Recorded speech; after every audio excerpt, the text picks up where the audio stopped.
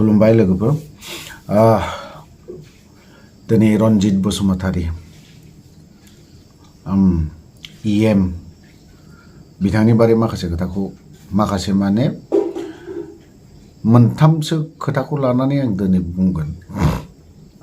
बिथाङा दिनै चिरां district दागगारियावहाय IB न' बिल्डिं फिथा सहैदों। बे दागगारि बायदियाव बेफोर थिगानो दङ बेफोर थिगानो दङ लुनांगौ आवगोल लुनो हायाखै। दा UPPL सरकार थानायाव दागगारि बायदियावहाय IB न' माबा माबि Z+A+ माबा माबि न' दंलायनो बिदि आंथ' बेखौ मिथिरोङाबो बारा। जाय हक बावहाय मोनसे IB न' लुदों। मोजां बाथ्रा बेफोरो मोजां नांगौ। बावहाय बे जायगायाव नांगौ मोनसे पासथाला बिल्डिं ना मा बानायगोन। बेनिफ्राय आरो गोजौ फ्ल'रावहाय सिनेमा हल कालचार जगतनि थाखाय बावहाय मोनसे सिनेमा हल फिसा मिनि सिनेमा हल थागोन होननानै बुंदों। थिगैनो दं बिसिम मोजां बाथ्रा। बेखौ आं लुदों, आं मोजां मोनदों। बेखौ मोजांखौ मोजां होननांगोन, गाज्रिखौ गाज्रिखा सिदा बाथ्रा। बावहाय थेरा बेखा गैया बावहाय। ओमफ्राय बावहाय NDFBनि जेंनानि खोथाखौसो होनदों दे, जेंनानि बारैसो बुंगोन आं। बिथाङा बुंलांदों रिहेबिलिटेसन आरो ओमफ्राय एक्स ग्रेसिया, बे मोननैनि बाथ्राखौ बुंदों। जेंना जेबो गैया होननानै बुंदों। एक्सुवेलि बियो NDFBनि मानसि नङिखायनोथ' NDFBनि जेंनाफोरखौ बियो नुहुराखै आरो नुहुरनाय नङा बियो। NDFBखौ बियो मा बुस्थु बियो मोजां मोनथिया। हयथ'बा NDFBनि फरमेसनखौ मोजां नायजोबाखै बियो। NDFBनि फरमेसनखौ जुदि मोजां मोनथिनाय मोनबा बे दिनै NDFBनि जेसेबां जेंना बेफोरखौ बियो बुजिगौमोन। खारन बियो फरायजोबाखै। NDFBनि जाखिनि हिस्ट'रि, जाखिनि जारिमिन बेफोरखौ बियो मोनथिया। जेंना हिसाबै रिहेबिलिटेसनाव एसे दं, बेबो जानो फैगासिनो दङ, मोजांनि बाथ्रा। रिहेबिलिटेसननि बारै आं बुंनो सानाखैमोन। गोबां सेंग्राफ्रानो आंनाव फन खालामनानै बुङो जे सार रिहेबिलिटेसना मा जाखो? अक्ट'बरनि लास्ट थारिखआव होनायनि खोथामोन, मा जाखो? डाइरेक्ट बुंहरो आङो रनजित बसुमतारी फेरेंगानाव सोंहर। खारन बे आंनि राव नङा बियो। रनजित बसुमतारी EMआ बुंनाय राव अक्ट'बरनि लास्ट थारिखआव होनायनि बाथ्रा होननानै। थ' बिनिजों नाथ्रोदनानै हरो। दा बि बुंनाय मथे दिनै गासैबो NDFBफ्रा एक्स NDFB सेंग्राफोरा जायफ्रा मोनाखै हयथ'बा खोनाबाय दिनैहाय माला मोनगोन, जानो थांगासिनो दं होनना बुङो। आरो बेजों लोगोसे जाय न'खरा मार्टियास जानाय, मार्टियास न'खरनिफ्रायबो गोबां फन फैयो आंनावहाय। खुन अदालगुरिनिफ्राय फैयो, खुन बाक्सा सनितपुरनि फैयो, गोबां फन फैयो आंनावहाय।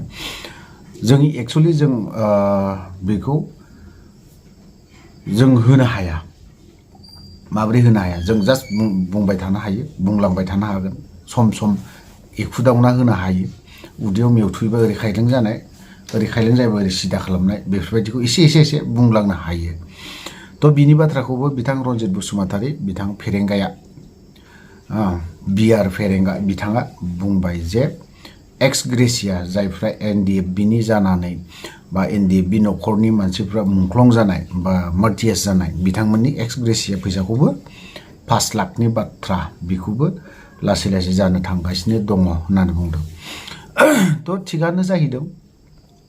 मोनसे सरकार दायोब्ला हठाथनो जे गाबोन समफोरनो जे माखासे प्रब्लेमखौ फोजोबना होनो हागोन बेबो नङा।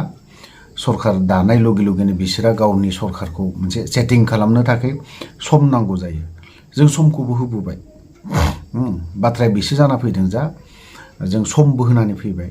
बावहाय जायफ्रा न'खरनि मार्टियास न'खरफोर बिथांमोना दिनैहाय कमिटिबो बा मोनसे जिल्ला डिस्ट्रिक्ट मा दाना लानायबो जाबाय बिथांमोना।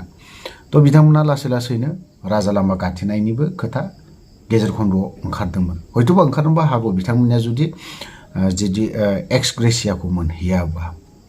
थ' आसा खालामदों बिथांमोननियाबो थाबैनो जागोन आरो जायफ्रा रिहेबिलिटेसन मोनाखै बेफोरबो थाबनो जानानै फैगोन। सोरबा सोरबाया दिनैहाय गसाइगाव बायदियाव दङ सासे सेंग्रा, बिथाङाबो जों ओरैनो माइब्रा होननानै गाबज्रियो बेखौ।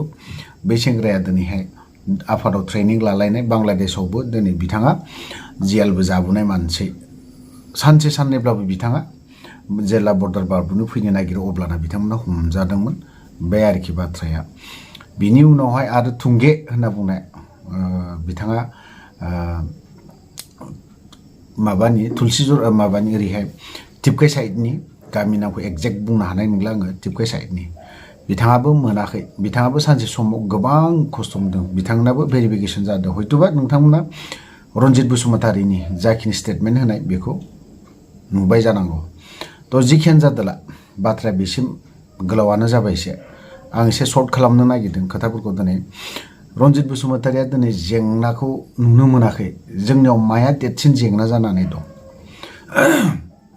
दिनै नोंथाङा सासे NDFBनि दैदेनगिरि नोंबो सानसे समाव सानसे साननै नोंथाङा आफादाव मावदोंब्लाबो सासे दैदेनगिरि गिदिर बिबान मावनानै सासे नोङो लिडार जाबोदों मिथिबाय जेंनाया मायाव दङ जेंना हिसाबै जोंनाव मा जेंना दंबावो मार्टी एस्टमखौ माला लुगोन बेबोथ' मोनसे जेंना जानानै दं नोंनोथ' सासे दैदेनगिरि NDFBनि UPPLआव दिनै नोङो सासे EM जाबावबाय EM जासे जानानै दिनैहाय बे मार्टी एस्टमखौ हाखौ नागिरना होलायनो हायो नोंलाय मानिथो EM जागारखो मानिथो एक्स NDFBनि दैदेनगिरि जागारखो दाखालि सासे दैदेनगिरिया बुंदों नोंथांमोननिनो बिथाङा बुंदों NDFBनिनो दैदेनगिरिफोरनो होदों होमबाथ' सोर दङ रन्जित बसुमतारी आरो गबिन्द बसुमतारी नोंसोर सानैल'सो मेन एक्टर पार्टखौ लाग्राया NDFBनि मेन पार्टखौ लाग्रायाथ' नोंसोर सानैयानो दिनै जायफ्रा मार्टीएस जानाय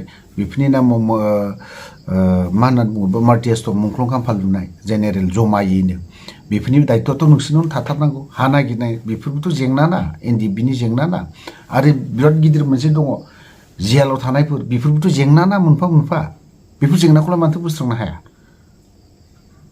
सोरबा सासेया दिनै थांबाय दे ओमफ्राय बे माखासे जेंनाया इउनाइटेड फराम अफ एक्स NDFB बिथांमोना थांनानैसो दाखालिसो ज' नायहैदों नोंथ' थांफेराखैदां खनसेबो बेफोरबो मोनफा मोनफा जेंना मिथिबाय माखासे ड्राग्स एडिक्टेडनि खोथा बाथ्रा बुंदों नोंथाङा गोजौ खुदै गारोबा नोंनि मोखाङाव गोग्लैगोन गाहायाव नाय नोंनि आथिङाव गोग्लैगोन आं बेखिनि खोथायावनो फोजोबना दोनदों बेखिनिखौ मिथिबाय ड्राग्सनि बाथ्रा नोंथाङा बेखिनियाव सांग्रां खालामदों आं मोजां मोनदों बेखौबो बेखिनि बाथ्राखौ जे नोंबो दिनै मोजाङै बुंना होदों आं मोजां मोनदों गोजौ नायबा नोंनि मोखाङाव गोग्लैगोन गाहायाव गार नोंनि आथिङावनो गोग्लैगोन बे खुदैयाबो रावनावबो गोग्लैया ओंखायनो ड्राग्स एडिक्टेडनि बा जौ जुवा बेफोर बायदिनि खेथ्रआवबो नोंथाङा 17 बोसोरनि खोथा बुंदों NDFBनि दैदेनगिरिफ्रा 17 बोसोर माला सोरजों थाफाखो कयेकजना दिनै खालामदोंमोन जेब्ला UPPLजों बे समाव आफादानो आलादा आलादाथारमोन अब्लानि समाव सोरबा मोनसे ग्रुपआ खालामहैदों सोरखौबा खालामहैनायाव दिनै सोरबा सासेया बेनिफिट ओमफ्राय माखासेया आफाद हिसाबै बदनाम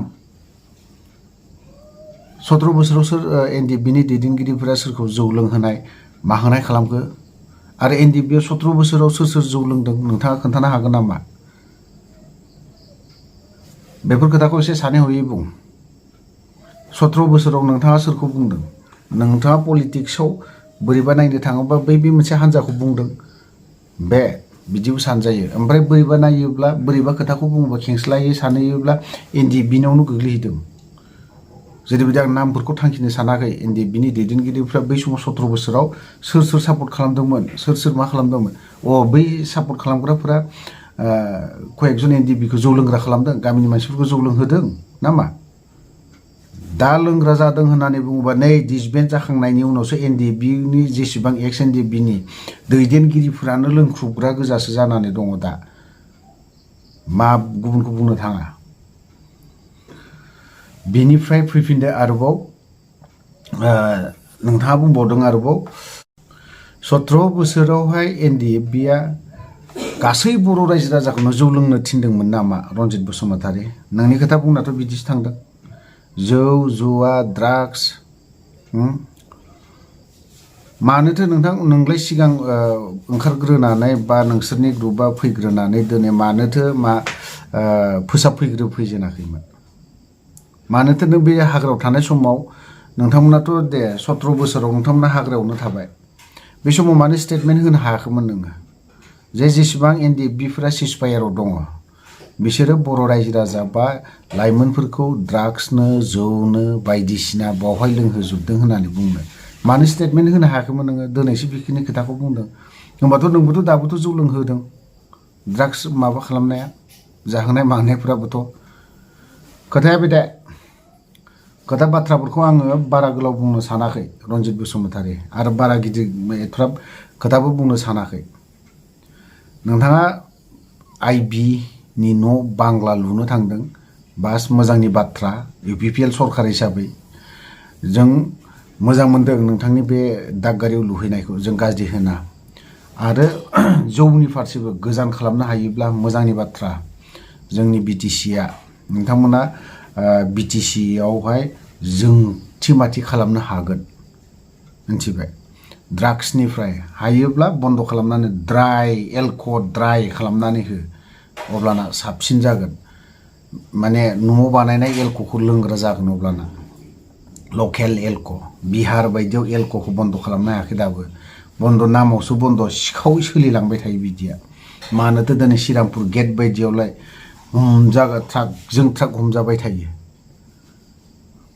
खोथाया बेफोरबायदि NDBआ 17 बोसोराव सोरबा सासे दैदेनगिरिया थानानै रावखौबो जौ लोंहोनाय बा माबानाय खालामफेराखै आरो रेकर्डबो गैया नोंथाङा बेफोर खोथाखौ दाबुं जेंना हिसाबै गोबां दं जेलनि जेंना ओमफ्राय मार्टियास्टम बानायना होनायनि जेनेरेलि मार्टियास्टम बानायना होनायनि नोंथांनि बिखायाव जेबो नाङाखै जानो हागौ नै बिसोरनि गोसोआव नाङो बेफोरबायदिया पार्सनेलि जेबो गैया मिथिबाय फेरेंगा जों एक्स NDB हिसाबै जोंहा दङ आरो नोंथाङा बुंदोंमोन साख्रिनि बाथ्रा बेफोरबो मोनफा मोनफा जेंना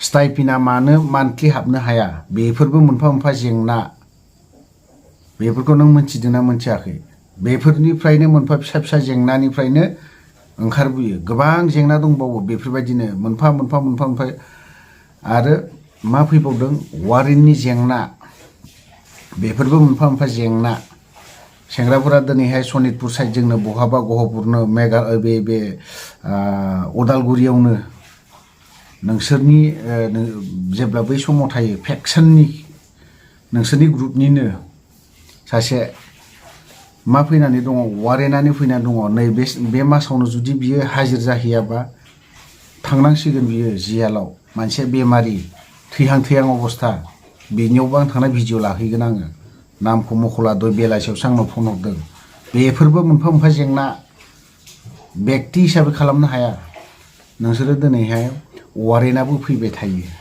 बेफोरबोथ' जेंना ना मा जेंना गैया होनना बुंबाय थादों नोंलाय जेंना मायावथ' जेंना गैया जेंनायाव गोग्लैनायखायनोथ' NDBनि गथ'फोरा दिनैहाय जेबो डेभेलप गैया मिथिबाय थ' रायजोफोरा आं भिडिअखौ बारा गोलाव खालामनो सानाखै गोबां खोथा बुंबाय जेंना गैयिनि खेथ्रआवहाय NDBआ जेंना गैलानो बिनि खेथ्रआव गोबां खोथा बुंबाय आरो उनावहाय बेफोरबायदिनो माखासे भिडिअ लाबोबावगोन थ' भिडिअखौ गोलाव खालामनो सानाखै बावहायनो दोनथ'बाय जय बर' हारिनि